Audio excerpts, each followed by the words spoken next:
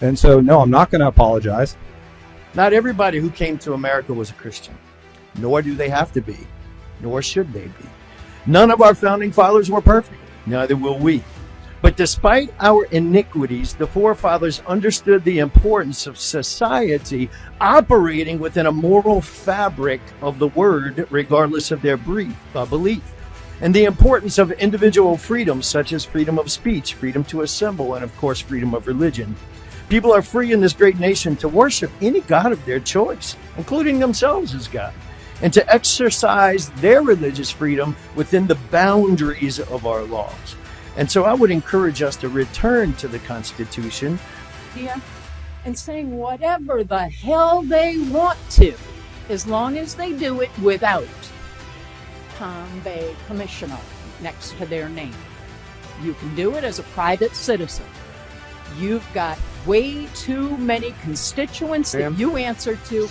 I'm talking to the entire commission. I just tend to glance over that way. I apologize. No worries. It's just I was taught to speak to my audience. Say what you want using your own personal social media. Do not drag the beautiful city of Palm Bay into your racist foolishness. And that's what it boils down to. I understand some of you up there idolize the orange felon in chief. So be it. Not all of us do. You've got constituents that don't support that kind of horrid information being put out to the general public, that an entire population of individuals should be banned from this country. That's the most asinine thing I've ever heard, especially out of a local commissioner. You ought to be ashamed of yourselves. Here not long ago, I am skipping class to come chastise this council on ignorance for a second time. I appreciate Mayor Rob's speech on love, but he is not the one who needs to be introspective. Council Langevin, your incendiary comments shunning Muslim Americans, and advocating for bombing Lebanon, again, promote baseless fear-mongering. It is unjustifiable and blatantly un-American. I'd like an apology from him instead of a vague shielding of this council's intent. The basis of this country is that we can come from different places, worship different ways, and work together toward a more perfect union. Not a monolith, but a union. I'm afraid that quoting actual founding documents of this country is moot, since the councilman's comments indicate not just an ignorance, but a bold-faced antagonism to what this country actually stands for. A genuine follower of Christ's principles does not fear people of other faiths or advocate for violence or celebrate a militia that advocated for slavery. A real American does not wantonly wish for war and violence, which harms not only innocent people halfway around the globe, but also needlessly risks the physical, emotional, and mental wellness of our troops. I had to chastise this council on its subservience to online conspiracy theories, and now I am back at it at the cost of my education to beg you to have either common sense or basic decency on a classic American principle that diversity makes us stronger and not more fragile.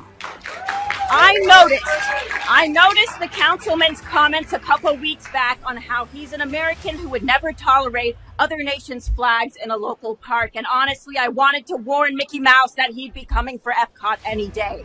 I am not your mother, but since you seem to be in dire need of guidance, council, let me make it clear that you should be ashamed to your core, not only for having these beliefs, but advocating for violence in an official capacity.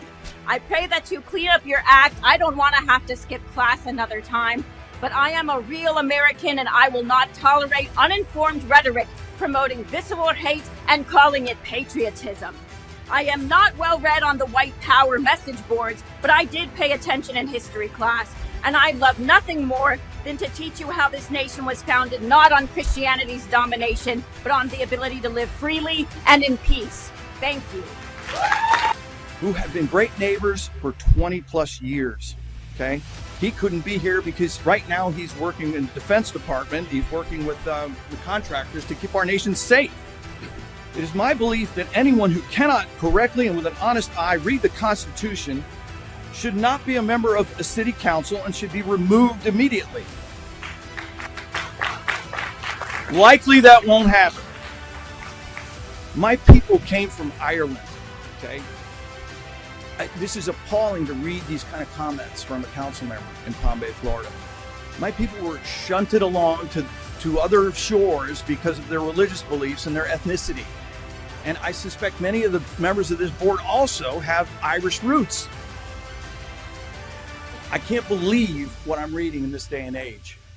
The lack of understanding that we are a pluralistic society and that we should leave our religion at that door and in that door when we come in here to do the city's work. The fact it is not something that we honor, but then we talk about it later, we placate people by saying, well, yeah, we're all multicultural and everything like that. While I applaud your words, it's too little, too late.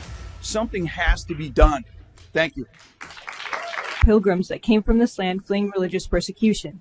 They sought a place where they could worship freely without fear or discrimination or oppression. That desire for their freedom of belief is woven into the very fabric of our nation.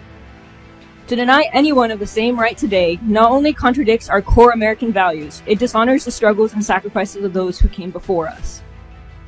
Here in Palm Bay, our Muslim neighbors have been an integral part of building and strengthening our community. We don't have to look far to see their positive contributions. Take Ali B. Majid, for example. It's one of our parks in our city, named after a patriotic American Muslim who made a lasting impact in our community through his decades-long service as a Brevard County judge. I'd encourage the council members to educate themselves on his dedication and service and love to this community, values that we all share. Or consider Dr. Iman Imami, a Muslim physician who established the first trauma center in Brevard County.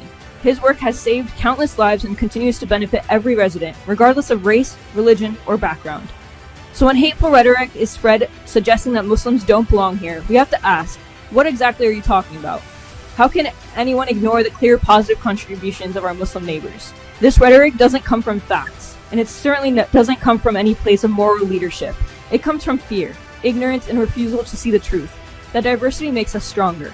For those of us who come from a Christian background, we know that the scripture calls us to love our neighbor as we love ourselves. There's no exception to that command. It doesn't say love your neighbor unless they believe differently than you. It doesn't say love your neighbor only if they look and worship like you. It simply says to love your neighbor. Full stop. I'm here to call out dangerous rhetoric, divisive and un-American rhetoric of certain council members. Recently, this individual, as we've already heard, claimed that Muslims don't belong here in this great nation, and even advocated for the bombing of Lebanon, as we've heard. Let's be clear. This is extremist rhetoric. It fuels hate. It incites violence unnecessarily. We've seen it all over our country and all over the world.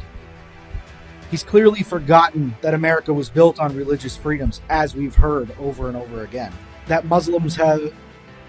we know that, as we've heard, because I'm not going to be able to follow many of these people, America was built on religious freedom. Muslims have been an integral part of our nation since its founding. What about the Muslim-owned businesses in Palm Bay? A simple search, I found many restaurants. We've heard about Judge Majid. We've heard about doctors and healthcare workers. I've worked with many at Health First. There's many in this room right now that don't subscribe to your belief. So you're just under your report, you're going to commend her? No, I just want to ask you a question. You remember last summer when you sent out an email through the CDF that misinterpreted council doctrine that says we should shoot all Haitian migrants as they enter the United States illegally? I didn't say that. Well, you did. I got the email, and our deputy mayor at the time, Deputy Mayor Felix, was very upset about it. He called me about it. That's all. You can have a seat. Oh, thank you. So there's been a lot that's happened tonight. So I just want to have my say a few things, because I've sat here peacefully and allowed this meeting to occur so we could conduct the city's business, but I've also been accused of some things. So I'm going to go ahead and start off by talking talking about some things that some of our pastors discuss about what does it mean that we're a Christian nation? Well, let's start with that.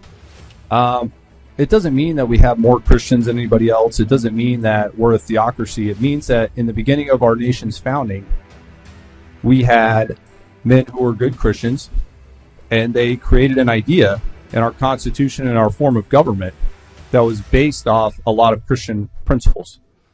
Grace, forgiveness. You can see that in things like, the due process and the ability, a lot in our Bill of Rights as far as the right to address your accuser, innocent until proven guilty, things like that. You also have free will in Christianity, and that kind of plays into individual liberty, property rights, et cetera, et cetera. What makes us a Christian nation is our Constitution. And so anybody's welcome here. We have the freedom of religion. That's fine. When you come here on the idea that you leave your other politics behind and that you're okay with the Constitution. You can pray however you want. You can believe in whatever you want to believe. You can be from wherever you want to be. But the law of the land is the law of the land. And of course, the article that everybody's referencing said something a little bit different than the actual tweet or X post, and I'm going to go ahead and address that. I said that the ideology of Islam, particularly the political component, does not belong in the United States. If you want to come here, that's perfectly okay. And I'm saying this mostly for my fellow council members that didn't really ask me what I said, and also for staff to understand that I'm not just that they've got to work with some terrible racist person that they don't want to work with anymore. So that's really the only reason I'm saying this right now, because it is what it is. If you want to disagree with me as a president, that's fine. But that's what I said. And there's nothing wrong with saying that. And so, no, I'm not going to apologize. And yeah, so that's where I'm out on that motion. So I would like to keep going forward on the city's business.